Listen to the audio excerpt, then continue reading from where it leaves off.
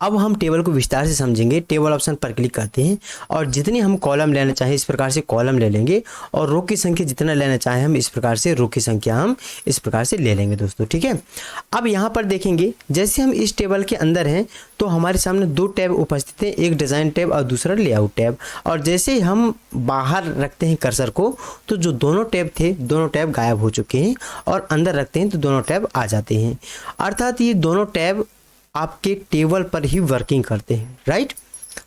इससे पहले हम कुछ कर लेते हैं, जैसे कि हम इस सेल में हैं और दूसरे सेल आगे की सेल में जाना चाहते हैं तो टैब बटन को प्रेस करेंगे अपने कीबोर्ड से तो हम आगे वाले सेल में इस प्रकार से जाते जाएंगे।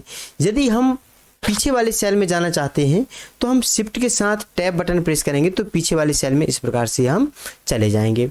यदि हम एक नया रो एंटर करना चाहते हैं, नया रो बनाना चाहते हैं तो इस प्रकार से हम टेबल के बाहर हम इस प्रकार से रखेंगे और इसके बाद एंटर बटन प्रेस कर देंगे तो एक नया रो एंटर हो जाएगा, ठीक है। अब हम एक एक करके इस डिज़ाइन टैब और लेआउट टैब के बारे में हम चर्चा करते हैं। सबसे पहले इसमें हम डेटा को फिल कर लेते हैं। इस टेबल में हमने इस टेबल में डेटा को एंटर कर दिया है। अब हम डिज़ाइन टैब के बारे में एक एक करके चर्चा करेंगे। इससे पहले टेबल स्टाइल हम यहाँ से ले लेते हैं जिससे कि इस टेबल में कुछ स्टाइलिश आ जाए इस प्रकार से, ठीक है दोस्तों।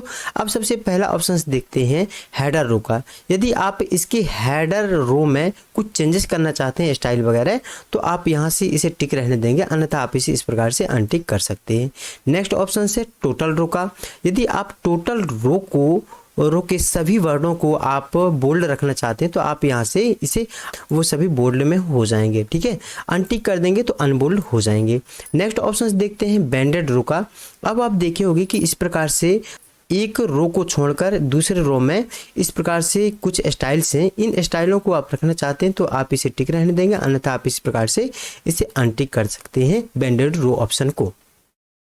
नेक्स्ट ऑप्शन है फर्स्ट कॉलम का। यदि फर्स्ट कॉलम के सभी अक्षरों को बोल्ड रखना चाहते हैं तो आप इसे टिक रहने देंगे, अन्यथा आप इसे अनटिक कर सकते हैं दोस्तों, ठीक है।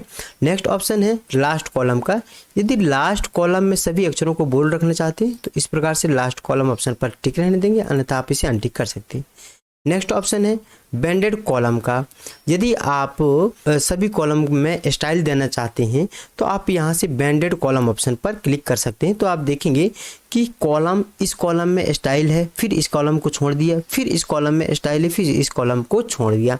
इस प्रकार से आप यहाँ से बैंडेड कॉलम भी आप कर सकते हैं, राइट। नेक्स्ट ऑप्शन से देख लेते हैं दोस्तों, यहीं पर टेबल स्टाइल का है।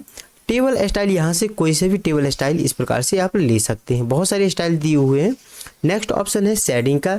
जैसे हम यहाँ पर प्रकाश में हैं और यहाँ पर इस सेल में कुछ शेडिंग देना चाहते हैं हम इस प्रकार से, तो शेडिंग हम दे सकते हैं।